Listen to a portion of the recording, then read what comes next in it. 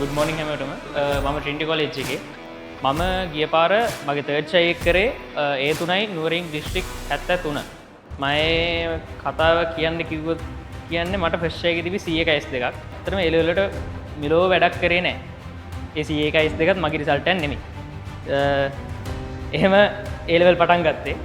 මම classes යන්න පටන් ගත්තේ 23. ඒ කියන්නේ අපේ ගෙදරට individual classes කියන්නේ පොඩි group classes වගේ කතා කරලා තිබ්බා. ඒකෙන් ළමයි ටික අයින් වෙලා ඒ classes ටික නතර වුණා. ඊට පස්සේ මම bio class එකක් විතරක් continue කරා first year එකේ. ඒ සර් ඉගෙනුවා. ඒ class එකේ ඊට one set එක ගොඩ ගියා. මං ඉගෙන ගත්තේ නැහැ. ඊට පස්සේ මම second year එකට එනකොට bio වල මුකුත්ම දන්නේ නැහැ. සාමාන්‍ය second lesson එක දන්නවා, fourth lesson එකේ භාගයක් දන්නවා, fifth lesson එකේ මුල් චුට්ට දන්නවා. ෆස්ට් එකේ S එකක් ගත්තට පස්සේ මම ඊට පස්සේ ආපහු ඒ සර් ගාවට ක්ලාසස් ගියා පේපර්ස් කරන්න. මොකද ඒ සර්ගේ පේපර්ස් කරන්න යන ගමන් ඉද්දි මගේ ඒ ක්ලාස් එකට එන යාළුවෙක් දේශප්‍රිය සර්ගේ ක්ලාස් එකට ඇවිල්ලා තිබ්බා මට එන්න කියලා කිව්වා. ඊට පස්සේ තමයි මම සර්ගේ ක්ලාස් එකට ආවේ. මං ගියේ ඉංග්‍රීසි මීඩියම් ක්ලාස් එකට නිපුන් එකේ. එතනදී මට තේරුණා දැන් ගොඩක් ළමයි හිතන්නේ දැන් ෂයි එකක් මුකුත් වැඩ කරලා නැහැ. ඊට පස්සේ සෙකන්ඩ් ෂයි එකෙත් තව අපිට ඉතුරු මට පොඩි කාලේ මම රිසල්ට්ස් ආවටත් පස්සේ තමයි සර්ගේ ක්ලාස් එකට ආවේ. එතකොට තිබ්බේ මාස 4ක් වගේ කාලයක්. එතකොට ඉතින් දැන් බයෝ වගේ සබ්ජෙක්ට් එක මුලින් නම් පටන් අරන් ගොඩ දාන්න ලේසි නෑ කියන එක ඕගලන්ට තේරෙනවා ඇතිනේ. ඊට පස්සේ මම තීරණයක් ගත්තා දැන් මට තියරි බලන්න විදියක් නෑ, කරන්න විදියක් නෑ කියලා මම තනියෙන් බයෝ කරනවා කියලා තීරණයක් ගත්තා. මොකද මට අර ජෙනරල් අයිඩියා එකක් තිබ්බා ෆස්ට් ෂයි එකේ දැන් මෙහෙම දේවල් තමයි මේ සිලබස් එකේ තියෙන්නේ කියන එක. ඒ අරෙන්ඩ ෆස්ට් ෂයි එක වෙද්දි මම පේපර් එකක් කොහොමද කියලාවත් දන්නේ නෑ. ටියුෂන් ක්ලාස් කරන ගුරුවරු කවුද කියලාවත් දන්නේ නෑ. මුකුත්ම දන්නේ නැහැ. ඒ ලෙවල් වලට ගියේ නිකන් ටර්ම් ටෙස්ට් එකකට යනවා වගේ. අර අපි ඉස්කෝල වල යන්නේ ගණන් ගන්න ටර්ම් ටෙස්ට් ඕ ලෙවල් කාලේ තියෙන. අන්න ඒ වගේ තමයි ඒ ලෙවල් යන්නේ ෆස්ට් එකේ. සර්ගේ ක්ලාස් එකට සෙට් වුණාට පස්සේ මම මගෙන් වැඩ කරන විදියක් හදාගත්තා. මොකද ඉංග්‍රීසි මීඩියම් මේ ක්ලාස් එක අපි ලොකුවට කරේ ක්වෙස්චන් බේස් තමයි අපි වැඩ කරේ. සර් සාමාන්‍යයෙන් අපිට කොටසක් රිෆර් කරන්න දීලා ඒ රිෆර් කරන කොටසෙන් ප්‍රශ්න දෙනවා. සාමාන්‍යයෙන් ස්ට්‍රක්චර්ඩ් එසේ කවර් වෙන්න. ඒක මට අනුව මට මාර විදිහට සෙට් වුණා මේ වැඩ කරන ක්‍රමේ. මොකද මම ගොඩක් දුරට බයෝ කරේ තනියෙන්. මම සාමාන්‍යයෙන් එහෙම කතා කරලා සර්ගෙනුත් දේවල් අහගෙන මම ඒ නෝට්ස් වල තියෙන ඩවුට්ස් මේව කරගෙන මම සාමාන්‍යයෙන් මගේ නෝට්ස් හැදුවා. බයෝ වලට තමයි වැඩි හරියම මහන්සි වෙන්න ඕනේ. ඒ කියන්නේ සාමාන්‍යයෙන් පොඩි කොටසක් කරන්න ඕන මම මුළු රැයක්ම වගේ ගන්නවා. මම කරේ ඒ කියන්නේ ඒ පාඩමේ කොටස කොහොම හරි කියලා දෙන විදියක් අහගෙන මේ තියරි එක ඊට පස්සේ මම කරේ රිසෝස් බුක් එක අරගෙන ඒ රිසෝස් බුක් එකේ තියෙන නෝට්ස් ඒවා මට ඕන පිළිවෙලට මම ලියාගත්තා. මොකද එසේ එකක් ලියන්න උනත් අපිට කටපාඩම්ම කරන්න බෑනේ. බයෝ පොතේ තියෙන හැමදේම කටපාඩම් කරන්න බෑ කියලා ඔයාලට තේරෙනවා ඇති. කටපාඩම් කරන්න ඕනේ යම් ප්‍රමාණයක් තියෙනවා. ඒ වුණාට වෙන විදියකට අර අපිට ෆ්ලෝ එකක් වගේ මතක තියාගන්න පුළුවන් දේවල් තියෙනවනේ. ලේසි කියලා කොටසක් තියෙනවනේ. මම බයෝ වලට කරේ ඒ දේ. මම සාමාන්‍යයෙන් අර කම්ප්ලෙක්ස් ලොකු පාර්ට් ටික මම කරේ මේ අර මට ඕන පිළිවෙල ලියාගත්තා. මට මතක තියෙන ෆ්ලෝ එකට. ඒව කළා ඩයග්‍රෑම්ස් අන්දා. මම මුළු බයෝ පොතේ පළවෙනි පාඩම් 7 අණුක ජීව විද්‍යාව ඔය පාඩම් වෙනකම්ම අච්චු ගහලා ඇති 4 පාරක් විතර. ඒ ෂයි දෙක ඇතුළත. මට සෙකන්ඩ් ෂයි එකේ A එකයි B දෙකක් තියෙනවා. බයෝ වලට B එකක් තියෙන්නේ.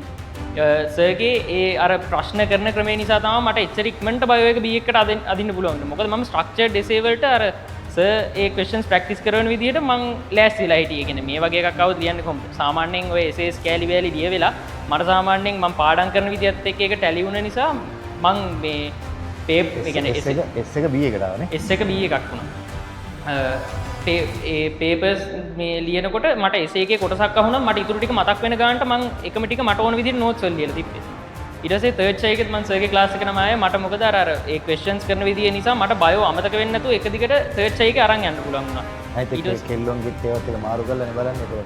කෙල්ලොන් ගෙත් එක. ඔව් අනික පොත් මාරු කර මේ බලන්නේ එතන කෙල්ලෝ ටික සාමාන්‍යයෙන් වැඩ කරනවා. ලකුණු ගත්තේ නැත්නම් විලිලැච්ච. එහෙම එක්කුත් තිබ්බා. ඒ ක්ලාස් එකට ආපු කොල්ල සෙට් එකම තිබ්බේ ප්‍රශ්නේ ඒක. චාටර් වෙන්න බෑ කියන්නේ. කොහමරි ඒ ක්‍රමයේ ඔක්කොමත් එක්ක මේ සර්ගේ ප්‍රශ්න කරන සර් අනික ටීචර්ස් අපිට තියරි එකේ ඩවුට් එකක් තියෙනවා නම් අපි එදාම අහනවා. එහෙම මේ අහන්න සෙට් වුණෙත් නෑ ගොඩක් දුරේ වැඩ කරන ළමයි ටිකක් හිටියේ. ඊට පස්සේ මං වගේම රිසල්ට්ස් තියෙන අයත් හිටියා. රිසල්ට්ස් මදි වෙලා එහෙම ආපු. මම සෙකන්ඩ් ෂයි එකේ ඒකයි B දෙකයි තර්ඩ් ෂයි එකේ A3යි.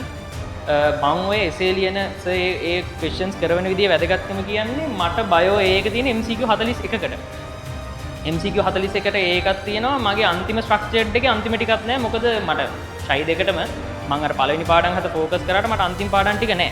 ඒ කියන්නේ මට ඒ ටිකට අර වගේ අවධානයක් දීලා කරන්න වෙලාවක් හම්බුන්නේ නෑ මම බයෝ වලට ගත්ත වෙලාවට.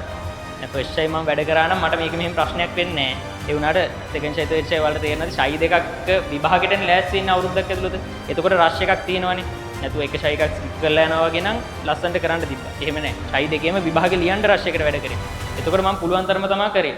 හැබැයි පුළුවන් තරම මේ ප්‍රශ්නත් එක්ක ලියන ගමන් මං අර ආය අමතක නොවෙන්න කරා. මම ෂයි එකේ එකපාරක් ඒ කරපු කොටස ආය මට ඒ ෂයි එක අන්තිම වෙනකන් MCQ ස්ට්‍රක්චර්ඩ් වලින් අනිවාර්යෙන් ස්කෝර් කරනවා. ඒ කියන්නේ එසේ එක පොයින්ට් එකක් අමතක වුණා ස්ට්‍රක්චර්ඩ් MCQ වලට මම ওই පාඩම් කරන විදිහට අනිවාර්යෙන් ස්කෝර් කරන්න පුළුවන් ගන්නට මම වැඩ කරා. ඒ කියන්නේ ඒ තරමට මම ඩයග්‍රෑම් ඇඳේද එකම තියරි එක එක රෑක් පුරාවට රිපීට් කරනවා. මට ඕක එක ෆ්ලෝ එකක් විදිහට රිසෝස් බුක් එකේ විදිහටම ලියන්න පුළුවන් වෙනකන්. එහෙම මහන්සියක් වුණා. දැන් ගොඩක් අය රිසල්ට්ස් ඇවිල්ලා ඇති ෆස්ට් ඇත් ඇති දන්නේ මේ තියරි මේව කරගෙන මට වඩා මේ බාලා ඔක්කොම ඇත්ත මෙතන මං හිතන්නේ. ඔයාලට කියන්න තියෙන්නේ රිසල්ට්ස් ඔහොම චේන්ජ් කරන්න පුළුවන්. දැන් මං ෆස්ට් ඇයි ඉවර වෙලා ඇත්තටම හිතන් හිටියේ මං يعني ආය ෂයි එකක් කරන්නේ නැහැ කියලා. ඒ වුණාට මං දැන් මට කරන්න ඕන දේ ගැන කල්පනා කරනකොට මට දෙනවා මට සයන්ස් ෆීල්ඩ් එකේ දෙයක් කරේ නැත්තම් මට තේරුමකුත් නැහැ. يعني මට මං කොච්චර වැඩ කරේ නැත්තම් මට ඉන්ට්‍රස්ට් එක තියෙනවා සයන්ස් ෆීල්ඩ් එකට. ඒක නිසාම තමයි වැඩිපුර මෙඩිකල් ෆීල්ඩ් එකට. ඊට පස්සේ ඒක නිසාම තමයි මං කරේ. මට සෙකන්ඩ් ෂයි ඉවරලා මං සර්ට ඇවිල්ලා කතා කරා. රිසල්ට්ස් කියද්දී දෙහුවා මොකද දැන් කරන්න කියලා. මම කිව්වා මම ආයෙ ෂයි එකක් කරනවා කියලා සර් ඇහුවා. ඔයා මෙඩිකල් ෆීල්ඩ් يعني ડોක්ටර් කෙනෙක් වෙනවා කියන ඔය ડોක්ටරේට් එකටද වැඩ කරන්නේ නමටද වැඩ කරන්නේ නැත්නම් ආසයිද? මං කිව්වා ඇත්තටම සර් මම ඉන්ට්‍රස්ට් එකක් තියෙනවා. මොලිකියුලර් බයොලොජි වලට ඉන්ට්‍රස්ට් එකක් තියෙනවා කියලා. සර් කිව්වා මට මොලිකියුලර් බයොලොජි ඇප්ලයි කරනවා නම් තව ෂයි එකක් කරන්න කියලා. මම එහෙම ඇප්ලයි කරලා කරා. වැඩ කරපු විදිය ගත්තොත් ඕක තමයි. කියන්නේ සර්ගේ ඔය ස්ට්‍රක්චර්ඩ් එසේ වලට ફોකස් කරලා වැඩ කරන එක ඇත්තටම ලොකු හෙල්ප් එකක් වුණා. මට හදිස්සි MCQ අඩු වෙලත් මට බයෝ වල ඒකක් දාගන්න. ඒ කියන්නේ මම ඔය කියන විදිහට ඒ ස්ට්‍රක්චර්ඩ් සාමාන්‍යයෙන් මම ලියන්න පුළුවන් දෙන්නේ මේ ස්ට්‍රක්චර්ඩ් පේපර් එක ගත්ත වෙලේ ඉඳලා මුල ඉඳලා පටන් ගත්ත තැන ඉඳලා අන්තිම වෙනකන් ලියාගෙන යනවා. ස්කිප් කිරිලි මුකුත් නැහැ. මට ඔළුවට සාමාන්‍යයෙන් උත්තර එනවා. ඒ කියන්නේ ඔය ප්‍රැක්ටිස් කරපු තරමට එසේ වලත් එමේ එසේ එක මම එසේ එක ලියන්න දන්නවනම් සම්පූර්ණයෙන් ලියන්න දන්නවා. ලියන්න දන්නේ නැත්නම් දන්නේම නැහැ ලෙවල් එක තමයි හිටියේ. මැද ලෙවල් එකක් නැහැ. එහෙම ගොඩක් එසේ වලට හුරු වුණා ඒ ප්‍රැක්ටිස් කරපු විදිහට. ඊට පස්සේ මට සෙකන්ඩ් ෂයිකේදී තව තීරණයක් ගන්න තැනක් ආවා. ඔයගොල්ලෝ දන්නවා ස්පෙෂල් ඉන්ටේක් එක. ස්පෝර්ට්ස් අනම්මන එක්ස්ට්‍රා කරිකියුලර් කරලා සාමාන්‍ය ඕල් අයිලන්ඩ් ලෙවල් එකේ වින් කරලා තියෙන අයට A levels දැන් ෂයි එකක් මේ වුණොත් ස්කූල් එකකින් ඇප්ලයි කරනවා නම් ඔයාලට දාන්න පුළුවන් මේ ස්පෙෂල් ඉන්ටේක් එකට ඊට වඩා කෝස් එකකට එන්න. මට ස්පෙෂල් ඉන්ටේක් එකට මං සිලෙක්ට් වුණා. සිලෙක්ට් වුණාට පස්සේ මං ඒකට ඇප්ලයි කරලා මට ඒක ඩිසිෂන් එකක් ගන්න ඕන වෙලාවේ මං සර්ට කතා කරා. සර් මට කිව්වේ මගේ රිසල්ට්ස් උත් බලලා රිස්ක් එක මගේ ඇසේ ඒ වුණාට මෙහෙම කියලා හේතු කාරණා පැහැදිලි කරලා දුන්නා. මට හොඳ කෝස් එකක් ඊට වඩා ආවා. රිසල්ට්ස් එනකන් ඉන්නවද ඩිසිෂන් එක මගේ ඇතේ කියලා. සර් මට කන්ටැක්ට් නම්බර්ස් උත් හොයලා දුන්නා මෙහෙම කතා කරලා බලන්න කියලා. සර් මම කතා කළා මම ගොඩක් සර්ලාට කතා කරා. හැබැයි මුලින්ම කතා කරේ බයෝ සම්බන්ධ දෙයක් නිසා දේශප්‍රිය සර්. ඊට පස්සේ මම ඒ ඩිසිෂන් එක ගත යන්නේ නැහැ කියලා මම තාම ඒ ඩිසිෂන් එක ගැන සතුටු වෙනවා. මොකද ඒ තුනක් ඩිස්ට්‍රික්ට් රෑන්ක් එක 73 කියලා මංවත් හිතුවේ නෑ. ඕක තමයි මට කියන්න තියෙන කතාව. කොහොම ලෙවල් එක හිටියත් ඔයගොල්ලෝ දැන් කියන්නේ කරන වැඩේ හරියට කරොත් එෆර්ට් එක දෙන්න ඕනේ. ලේසි නෑ ඉතින්. හරිද? රිසල්ට් එක කන්වර්ට් කරන එක ලේසි නෑ. මම නිදාගෙන නෑ. මට මතක හිටියේ 2024 25 මම නිදාගත්ත දවස් අතේ ගණන් කරන්න පුළුවන් ගානට තියෙනවා. හරියට පැය 6ක් විතර නිදාගත්ත දවස්. සාමාන්‍යයෙන් පැය 2යි නිදාගන්න අනිත් පැත්තට නැගිටලා ක්ලාස් එකට යනවා. සර්ට මතකයි මම ක්ලාස් එකේ නිදි. මේ ඇවිල්ලා ඒ තරමට මහන්සි. මම සෙකන්ඩ් ෂයි එකේ යාළුවෝ කට්ටියක් එක්ක ආවේ. තර්ඩ් ෂයි එකේ ආවේ මමයි තව එක්කෙනෙකුයි විතරයි. මගේ කතාවෙන් ගන්න තියෙනවා නම් ඔයාලට ඒ විදිහට ඔයගොල්ලෝ බයෝ වල ඔයාලගේ වීක් තැම් බලලා ඔයාලා ફોකස් කරන්න ඕන විදිහට ફોකස් කරනවා. මම ඒක ෆිගර් අවුට් කරගත්තේ මට මේ දේවල් බෑ. මම අන්තිම පාඩම් වල මම බැලුවා. ඉතින් මම මේ පාඩම් වල බල්ක් එක පේපර් එකට එන්නේ කොහොමද කියලා බලලා මම මේ වෙලාවේ ફોකස් කරන්න ඕනේ මොනවද කියලා බලලා තමයි වැඩ කරේ. ඒ විදිහටම ඔයගොල්ලෝ වැඩ කරන්න මේ දැන් මාස 4ක් තියෙන කාලේ බැරිකමක් නැහැ. පුළුවන්. එහෙම කරත් ඉස්සරහට හරි පුළුවන්. මම ෂයි 3ක් ඇද්දා. මං වගේ වැඩ කරපු නැති චරිතයක් මම හිතන්නේ එහෙම ඉන්නවත් ඇති කියලා. මොකද වැඩ කරේම නෑ ෆස්ට් ෂයි. ඒවත් එක්ක ගත්තාම ෆස්ට් ෂයි දැන් ෆස්ට් ෂයි අපි ඉස්කෝලේ ගුරුවරු මම මෙඩිසින් ගියා කිව්වොත් උඩ යන තත්ත්වයක ඉන්නේ. කියන්නේ ඒ තරමට වැඩක් කරන්න චරිතයක් කියලා හිටියේ. අන්තිමේට ඔළුව හදාගෙන වැඩ කරා. වැඩේ හොඳට වුණා. ඒක නිසා මට කියන්න තියෙන්නේ ඔයගොල්ලෝ වැඩ කරන්න මේකේ බැරිකමක් කියලා දෙයක් නැහැ. ඒ ලෙවල් වල මොලේ තියෙන චරිතත් ඉන්නවා. මොලේ නැති චරිත කියලා නෑ. ඔයගොල්ලෝ ඔක්කොම සයන්ස් කරන මොලේ කියන එක ඇඩැප්ට් වෙන දෙයක්. මේ ඒක හදාගන්න පුළුවන් ඕනම තත්ත්වයකට ඇඩැප් කරගන්න පුළුවන්. මොලේ තියෙන චරිතුණත් වැඩ කරේ නැත්නම් මෙඩිසින් ඉන්ජිනියරින් ඔය කොහෙවත් යන්න බෑ. දැන් අපි මෙඩිසින් ගැන කතා කරන එහෙම යන්න බෑ. ඒක නිසා මම ඔයගොල්ලන්ට කියන්නේ වැඩ කරන්න වැඩේ අතාරින්න එපා. මාස 4ක් කියන කාලේ ඔයාලට යනවා තේරෙන්නේ නැහැ. ඒ කියන්නේ මට ඔය අවුරුදු 2 ගියා කියන එක මට දැනෙන්නේ ඊයේ වගේ වැඩ කරා කියන එක.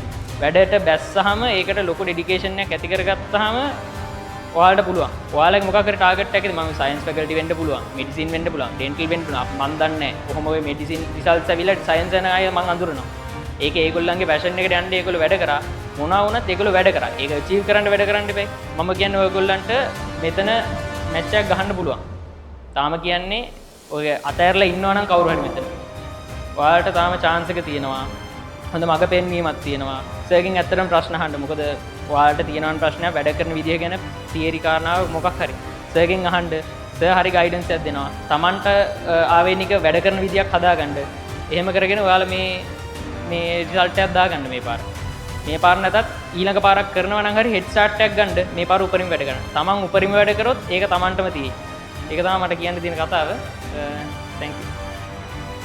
කැපවෙන දරුවන්ට ඇපවෙන බයෝපන්තිය බයෝලොජි දේශප්‍රිය සෙනවිරත්න නම්බර් 0 මහනුවර ලියාපදිංචි සඳහා 071 978 48 08